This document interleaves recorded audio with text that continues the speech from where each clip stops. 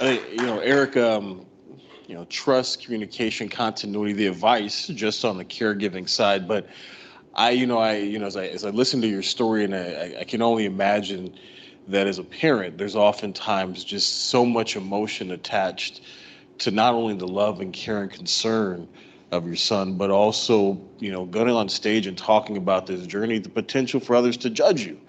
Parents never want to be judged, right? And you're carrying it. So you just coming up here and sharing that and allowing others to actually demonstrate and be vocal and having that support, because there's often, I imagine, folks out there who are still quietly doing this all on their own, who don't think they can actually share, who don't think they can come forward. And the more we can create a culture where leaders open up that door, I think we'll all be better for it. And so our last panelist, you've probably seen him on Champions News. He's making the waves. I first got to know Arnold. Me and Arnold go back. So Arnold and I met right when I joined the company, and then Arnold was actually part of our first network summit team. And so I still remember, if you guys have ever been, our first network summit, we had finished it, and Arnold and I were sitting there. I think we were drinking a nice bourbon, reminiscing on the rooftop somewhere. And then you fast forward, and I start hearing all these things, but I'll let him tell his story. I just know that Arnold's always been a personal friend, and his story to me is just one that is just truly unique, but I think is powerful nonetheless. So my name's Arnold Cozart. I go by the pronouns he, his, and him. I am wearing a vest with a plaid shirt and blue jeans, African-American male, and versus Courtney, I probably have the better of the beard, so thank you. I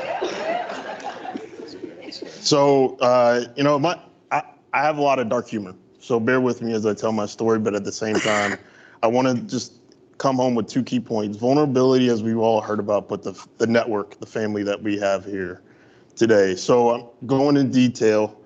I became an above the knee amputee March 9th of this year.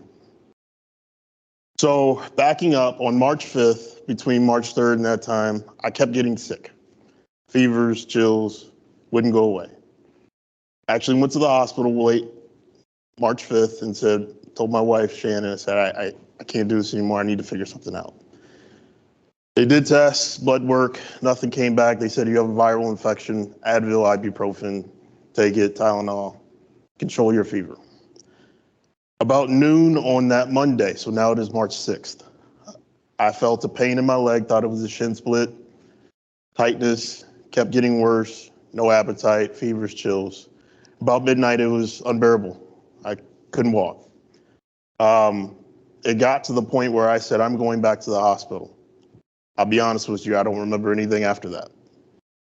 So as the story is told, as I try to interweave things that I could remember, I had gone from going to the hospital to being diagnosed with a bacterial infection to then being diagnosed with Streptococcus A, which is the causer of strep throat.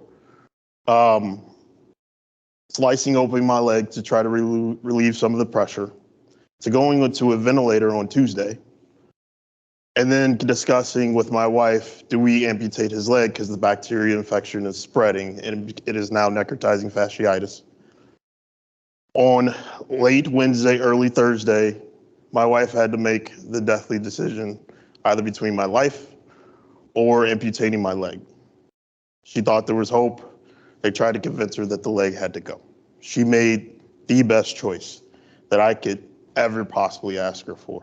I don't regret it at all. And so in between that, they also removed about a foot long, inch deep of my thigh. I don't honestly remember anything to the moment I started waking up. My wife said, all the doctors had left. I don't know what was happening. You had a ventilator in your mouth. You started pulling things off and you panicked. And she grabbed me by my gown and pushed me down. And she said, I love you, not the knee. And at that moment, I honestly, I was high as a kite. I was like, okay, thanks, fell asleep. But I mean, it was that moment where I was like, something happened. And I was bracing myself. And in those moments, I got feedback and I knew, My friends and family at work were reaching out, what's going on? I had like visitors that day. I even, was so out of it that I apparently texted my boss and said, hey, I've been captured by a cult. Ping, here's my location, please pick me up.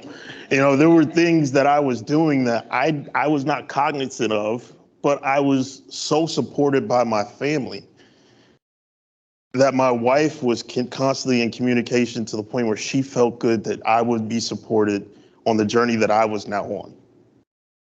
So again, I'm tying this back to two things, vulnerability and family. So I'll continue. What I thought was an eternity had only been a week. So I've been ICU about a week now. They told me, we took your leg, took chunk of your leg. All you have is the thigh. And luckily we were able to save your thigh. And I remember taking my first bath and there was a sticker on my butt. And it said, bacterial infection stops here. That's how real it got. And so as I'm debriefing with the doctors, I started asking questions. And I said, what's wrong with me? How did this happen? They said, the only way you lived is because something wasn't wrong with you. You drew the short straw. You had no history of blood issues, heart issues, lungs. So when people ask me, did you go swimming in the lake? Did you cut yourself? I'm like, no, I woke up with strep throat. And it's a joke in some sense of the way I deal with it in dark humor, but it's actually my reality. So I started focusing. I started getting the outpours. I sent my first email out. Shouldn't have been sending emails during disability. Sorry, HR, if you're in the room, I apologize.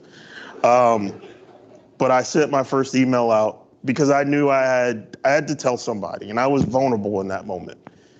I told my network, my General Mills family, and the outpour of support, the text messages I received, the cards, the prayers, they didn't just come on that one day. It went through every bit of ICU to rehabilitation.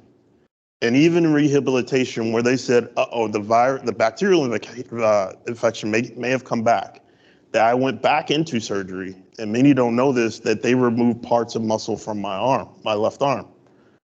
I still received those messages of support. I even remember Paul Gallagher calling me, and note to self, make sure when Paul calls you, you have him stored in your phone, because I thought it was some European guy in an accent calling me. I didn't know who it was. But that in itself was motivation. I need to focus. And so psychologists continued to talk to me, and I was vulnerable in those moments of how I was feeling. And she said, it's a little bit scary on how positive you are. And she just warned me of that. So she left. I was in rehabilitation, had a great team, continued to get the outpour support from family and friends. And I call you guys family, and I thank you for that. But again, she came back. She said, all right, you're going to leave here in about a day or so. Be ready. Here's what's going to happen. You are so on a high peak and high performing and so upbeat that you are going to crash and fall so hard. You're not sure how it's going to work out, how you get yourself out of it. Here's what I want you to do when it happens. Embrace it. Hold on to it. Know what it feels like. Let it go. Don't allow yourself to be in that moment for too long. And sure enough, I went home and I talk about it as if I went from one pool of water where yeah, I'm swimming, I'm great. Oh, this pool's refreshing. It's a hot summer day. Now I get out of the pool, I jump in the neighbor's pool. It's like, okay, this pool is super cold. It's too deep. I don't know what's going on. And I get out of another pool. That's how it felt going home. Everything I had prepped for, I wasn't ready for. I fell down the stairs. I thought I was trying my best. And at that moment, in the midst of it all, my friends and family said, hey, we got you. Take a break. Not needed at work right now. Take your time, pick yourself up. We'll see you tomorrow. In those moments that I've had those dark places, so the vulnerability was key for me. It made me make sure that I had a connection with my team because we're in manufacturing. And in manufacturing, they want to see you out on the floor. That was something I almost prayed at night saying, God, why did you rob me of that gift I had? But he didn't rob me, but I was vulnerable in that moment. He created a support system where I could have that ability to recover and tell my story to others. And so the family and the vulnerability that I had throughout this whole process has been astronomical. And the power of the Disability Network, the power of the BCN. I remember Trey Northern sitting on the stage with the Stronger Than a G award, whatever that is today, Stronger Than a G. He's told everybody, gave everybody my phone number, and they sent me 225 text messages. It was the longest text message list I ever had. But it was the support system that I had. It was the family that I had that gave me the motivation to come back to work. So March 9th, I was amputated. I came back to work June 6th. And still, with that support that I had, that is what that gave me that rock, something to lean on when I knew I was going to fall. So today, and right now I'm rocking the prosthetic leg, doing well. I'm starting to do my first steps and walking again. I continue to have that support. I am vulnerable about my condition. I'm vulnerable that I have Wednesday 3:00 couch therapy session times.